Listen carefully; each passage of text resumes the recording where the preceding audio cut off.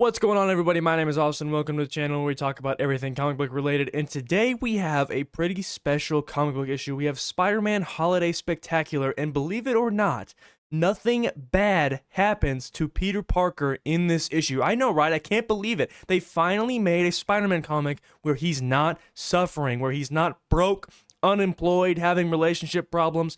This is a miracle. Something I also think that's worth noting as we're looking at the cover here is Storm is on the cover, but she actually isn't even in the comic. I don't know why that was a creative decision that was made. She has no role in this comic book whatsoever. Anyways, let's get right into it. So we start off in the Baxter building where Peter Parker is talking to Ben Grimm as Ben prepares some latkes for Hanukkah. And Peter asks, "So how you doing, Ben? You glad to be back in the city?" As Peter reaches for one of the latkes and Ben says, "Hey, don't eat those latkes, they're hot." But Peter says, "But they're good when they're hot." And Ben says, "Yeah, I'm glad to be back. I wanted to give the kids a proper New York Hanukkah. Wish they could have come to one of my grandma's parties down on Yancey Street. The whole neighborhood would have showed up for her brisket." And Peter replies, "Well, the whole eastern seaboard shows up for your brisket." And Ben says, "Oh, you're a charmer, Pete. Bubby would have liked you." Peter eats one of the latkes and says, "Ah, so hot." And Ben's like, "I told you that was too hot." And Peter's like, "But it's so good." And Ben asks, "What about you? You got big holiday plans?" And Peter says, "Big? No, it's just me and Aunt May these days. But we do it up. Turkey and all the fixings, old movies, jigsaw puzzles. Aunt May makes this insane lemon jello salad with canned pears and bubble up. That sounds absolutely disgusting." And Peter says, "I love every minute." Now someone rings the doorbell at the Baxter building and Sue says, "Better mask up, Peter." Johnny adds, "Unless you want everyone Ben has ever met to find out that Spider-Man is just a homely guy from Queens." And Peter says, "Cruel words, Johnny. At least with my mask on, no one can see me cry." We can see Reed try a latke in the background and he agrees, "So hot." But Ben's daughter, Nikki, says, "I don't think you're homely, Mr. Spider Parker." And Peter says, "Thanks, Nikki." We now see the true extent to the amount of people at this Hanukkah party. We see Jennifer Walters show up, Moon Knight, Moon Girl, and Devil Dinosaur are there. But as Peter is looking on at the crowd, his phone starts to ring. It's Aunt May and he says, "Just a minute, Aunt May. It's so loud in here, I can't hear you. What was that again? Something about new shoes, bad news?" And she says, "No, a cruise. I finally saved up enough to take that cruise I've always dreamed of, and the best part is, I'm going over Christmas." And Peter's like, "You're going over Christmas?"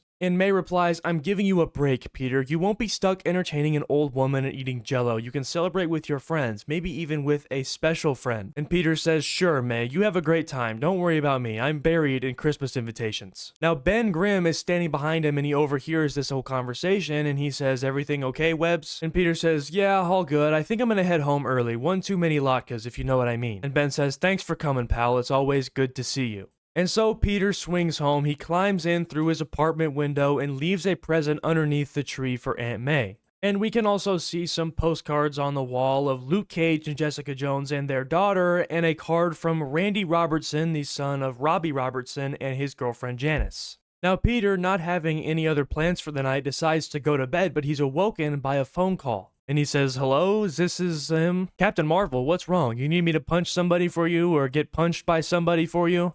And he says, "Avengers holiday party in space? I'm not even an Avenger anymore." We then cut to the Impossible City and the Avengers orbital headquarters, where Peter is welcomed by Captain Marvel, and she says, "Spider-Man, welcome, once an Avenger, always an Avenger." And Peter says, "If that's true, why'd your security bots x-ray my spleen?" And she says, "That's how they show affection. Help yourselves to some dinner. The Impossible City knows how to throw a party." Peter says, "Must be nice to have a sentient headquarters who also acts like a butler and party planner. I don't even have a smart watch." And Carol says, "Keep your pipes warmed up. We're caroling later." And Peter says, "Caroling? Wait, did you just make a joke? Captain Marvel, was that a joke? It's a Christmas miracle." At this party, he runs into Iron Man, and Tony greets him and says, "Spider-Man, glad you could make it." Peter says, "Oh, hey, Tony, wait, is this a costume party? Glad to hear it. I hate to stand out." And Tony says, "Not officially. Some of us just came from a thing. Galactic conflict doesn't take a holiday." Tony grabs a plate of cranberry steam and hands it to Peter and says, "You have to try this cranberry steam. It's Impossible City classic." "So, Spider-Man, how are you spending Christmas Day? Some of us are skiing. Do you ski?" And Spider-Man's like, "Do I look like I guy ski? And Tony says, you don't look like you stick to walls, but I've seen it happen. And he continues and says, I'm just saying, there's room for you at the chalet. Do any of your suits have fur lining? I could make you one. I should make you one. We won't use fur though, we'll use a nuclear reactor, a small one. And Peter's like, that sounds excessive. But that's when a green hand reaches over and says, Spider-Man, thank goodness. And it's revealed to be Hulkling, and Peter says, oh hey, Hulkling, right? I didn't know you were a fan. And Hulkling says, I'm at a work party with my heterosexual robot quasi-father-in-law. I need a buffer. And Hulkling brings Spider-Man over to see Vision, Wanda, and Wiccan. And Vision says, Spider-Man, how excellent to see you. And Wanda says, Spider-Man, we were just talking about Teddy and Billy about the joys of parenthood. And Billy says, more like the joys of grandparenthood. And Wanda asks Spider-Man if he has kids. And Spider-Man's like, do I have kids? No, I have quips. Vision puts his hand on Spider-Man's shoulders and says, we appreciate your quips. Perhaps you'd like to spend the holiday break with our family. And Hulkling is like, that would be great. We're running perpetually low on quips. But Peter says,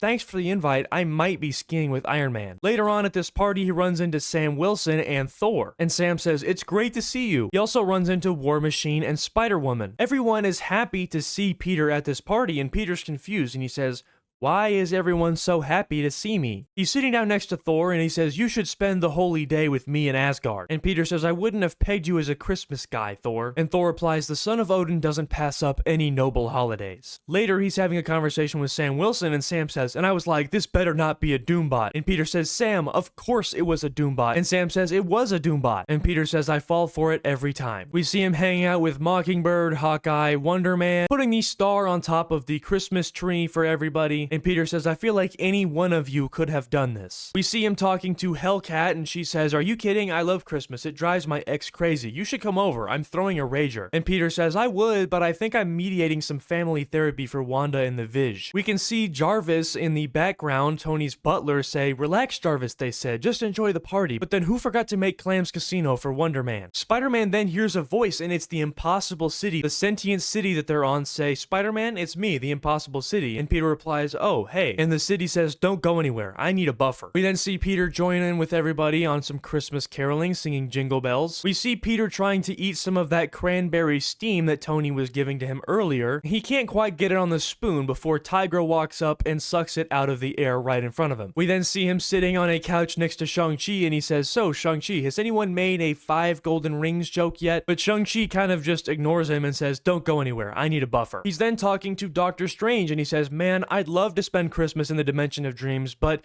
I'm going to Hellcat. She's throwing a rager. We then see him talking to Hawkeye, Black Panther, and Wonder Man. And he says, I was totally a defender. And Hawkeye's like, I don't remember that. T'Challa, do you remember that? And T'Challa says, I don't remember that. Simon, do you remember that? And Simon's like, nah. And Peter says, I was a secret defender. And Hawkeye says, oh, sure. Then he sits next to Ransack, catching up with him, saying, I'd love to spend Christmas at your uptown apartment, Ransack, but I'm decking the halls with Doctor Strange. He said I could bring jigsaw puzzles. Then Peter makes his way towards the exit, and everybody bids him farewell. Peter has headed back to New York City and met up with Daredevil, and they have a box of gifts, and Peter asks, am I carrying the gifts or are you carrying the gifts? And Daredevil says, you're carrying the gifts. I need my hands. And so Peter webs it to the back of his suit, and they head into this building. And Peter says, hey, so I've been meaning to ask, did someone put you up to this? And Matt's like, did someone put me up to breaking into a building to deliver presents to kids? Yeah, the book of James, chapter 1. And Peter's like, no, I mean, did someone put you up to inviting me so I wouldn't be alone on Christmas Eve? And Matt says, nobody puts me up to anything. They take the cover off of a vent, and it's revealed that they are at the Hell's Kitchen Refugee Center. And Matt tells Peter, stick to the ceiling until we get to the tree. There are cameras. Peter's like, why are you doing this anyway? Can't you just drop off the gifts during business hours? And Matt says, some of the kids believe in Santa. And Peter's like, yeah, but the staff could get out the gifts. And Matt says, the staff deserves some magic too. And Peter says, who knew you had such a flair for the dramatic, Daredevil? Peter continues pestering him and says, are you sure I'm not one of your charity cases? And Matt's like, Spider-Man, maybe I'm the one who didn't want to be alone on Christmas Eve, and you're the one being merciful. We then go to the next day, Christmas Day, where Peter is leaving the airport in New Orleans, and someone is picking him up. And they say, well, look who decided to honor us with his presence. And Peter says, it really is an honor. You wouldn't believe the other invitations I got. And the other person is Logan, and he says, I knew I was your favorite kid. You're gonna like our digs. Big house in the Louisiana Louisiana bayou. Remy's planning a swamp Christmas, and Peter says, what does that mean, Logan? Frog legs? And Logan says, I think it means gumbo. I have eaten so much gumbo this year. Better put on that mask of yours. We're almost there. And Peter says, maybe I'll leave it off. One of the best parts of Christmas is getting to be who I truly am. And Logan says, well, if you don't mind Rogue knowing who you really are, and Remy, and Jubilee, that girl's got a mouth on her. So does Kurt, come to think of it,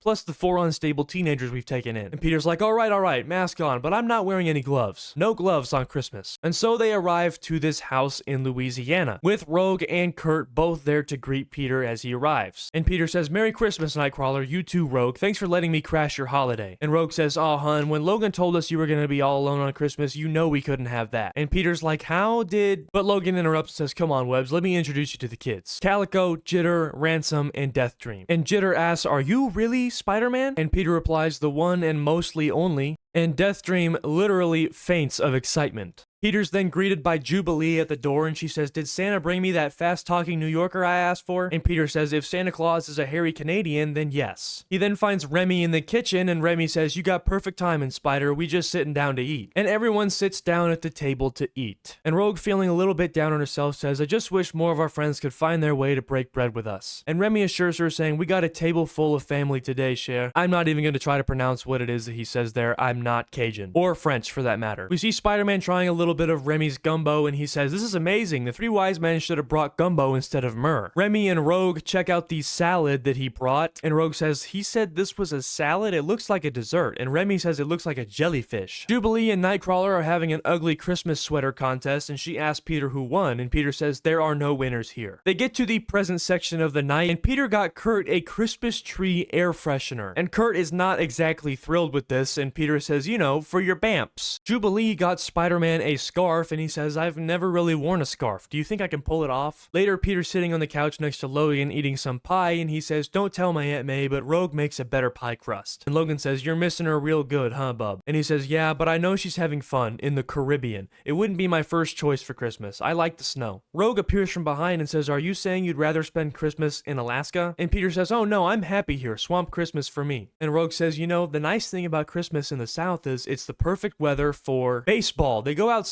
and entertain each other in a game of baseball. Remy throws an energy charged pitch directly at Peter, and he's able to make it on base. Later in a different inning, Peter and Logan are out in the outfield, and Peter says, why'd they stick us in the outfield? Am I that intimidating? And Logan says, it's because you talk too much. Peter looks over at Logan and says, hey Logan, let's clear the air. I know you invited me here because you felt sorry for me. I know the whole galaxy felt sorry for me. I just don't know how you all knew that I didn't have holiday plans. And Logan says, well, I guess it's all right to spill the beans now. Ben Grimm spread the word that you'd be alone on Christmas and that you might appreciate some company. And Peter says, the thing. So soft for somebody made of rocks and so meddlesome. And Logan says, but you got it wrong, bub. Nobody feels sorry for you. We were fighting like divorced parents over who got to have you at Christmas. And Peter says, I'm so sure. And Logan says, it's true. Holidays can be hard, emotions running hot, everybody crammed around the table with their egos and opinions. Your sense of humor might not be my cup of tea, but you lighten up a room. The truth is, most things go better when Spider-Man shows up. And Peter is left kind of speechless by this. He doesn't know how to take this because usually Peter views himself almost like a burden. Or at least he thinks that a lot of people view him as annoying. But that's when someone runs along and says, Mr. Spider-Man, Mr. Spider-Man. And Deathstream comes running over and says, your phone is ringing. And it's Aunt May. Peter says, May, is that you? Are you calling from the ship? And May says, oh, Peter, I've had such a long day. They turned our boat around because of mechanical problems, but don't you worry about me. I'm headed back to Forest Hills and I've got a meatloaf in the freezer. Peter looks at some of the other mutants and says, I need one of you mutants to get me my Jell-O salad and I need the other one to fly, teleport, or hurl me to Queens. And Remy says, I have a friend with a small jet who owes me a Christmas Day size favor. And so later that evening, Peter and May are reunited for Christmas Day. And Peter says, is it too late to say Merry Christmas? And May says, Peter, I wasn't expecting you. And Peter says, if you're home for the holiday, Aunt May, there's nowhere else I'd rather be. And so they enjoy dinner together, they enjoy their Jell-O salad, open each other's Christmas presents, and Peter says, sorry about your cruise, May, you'll get another chance to go. And May says, oh, they already rebooked me for next week. And Peter's like, they did? And so a week later, Peter and Aunt May find themselves on a New Year's cruise in the Caribbean. Finally getting a happy ending, all's well that ends well. And that brings us to the end of the issue. It was so satisfying, really truly seeing how much all of the other characters in the Marvel Universe actually do love Spider-Man. This was a really well done holiday special, a very, very wholesome story. Let me know what you guys think in the comments, and I will see you in the next video.